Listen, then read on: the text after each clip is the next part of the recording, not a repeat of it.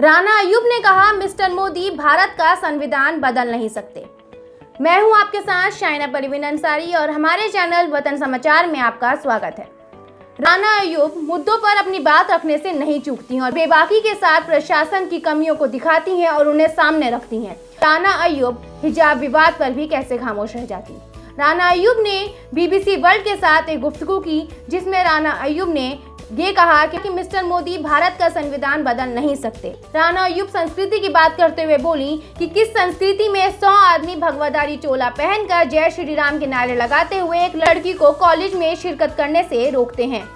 उनकी पूरी वीडियो आपको यहाँ दिखाई जा रही है। I'm joined now by Rana Ayyoub, a prominent Muslim investigative journalist in India who is also a columnist for the Washington Post. Rana, thank you very much for joining us here on the program. You just heard there from the spokesperson of the BJP. Your reaction to that?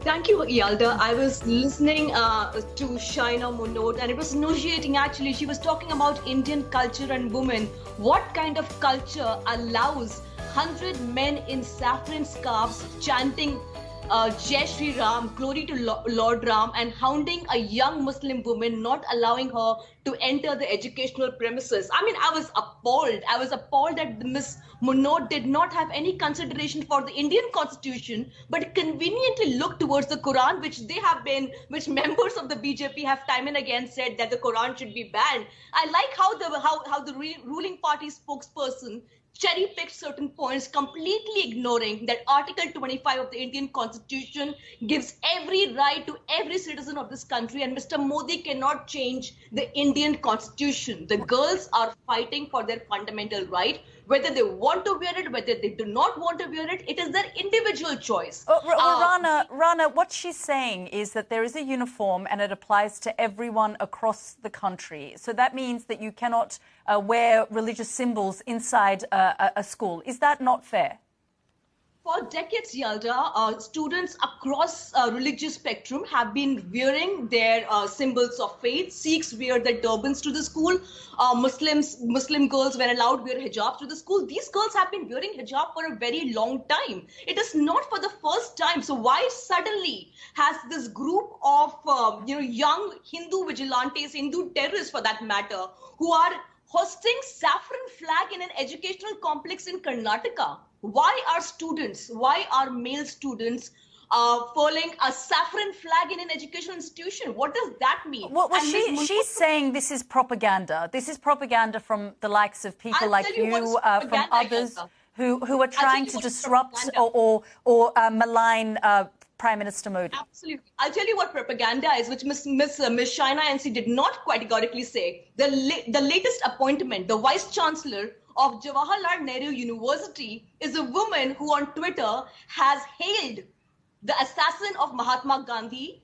She calls Muslims as jihadists and she calls Christians as converted rice bags. This is the Vice Chancellor of the Jawaharlal Nehru University, who has just been appointed. This is our Prime Minister who came to power saying Beti Padhao, Beti Bachao, educate the girl, save the girl child. And these are the women you are appointing in the highest positions of educational institutes. Imagine the prejudice against Muslim and Christian students. What is happening in India right now? This attack on hijabi women. Ms. Munod is also saying these are isolated incidents. For 200 million Muslims live peacefully and in harmony and are empowered across India, and that we are focusing on 5 students in Karnataka rather than the whole picture.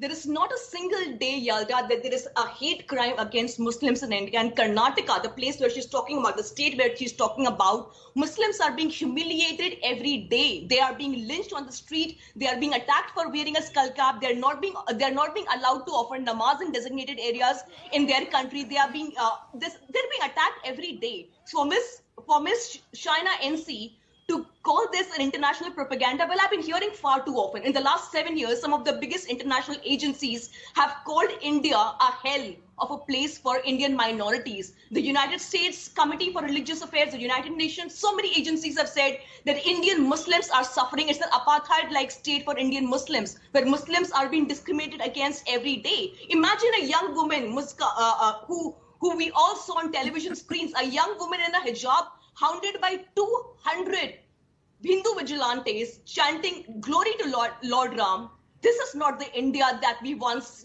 took great pride in. This is the India of right-wing terrorists, and this is a prime minister who's trying to manipulate the Indian constitution. But Indians, I don't think, will allow that to happen. Rana, Ayyoub, thank you very much for joining us here on the program. Thank you, Yalda. हिजाब विवाद अब क्या रुख लेगा, ये देखने वाली बात होगी। हमारे साथ जुड़े रहने के लिए धन्यवाद।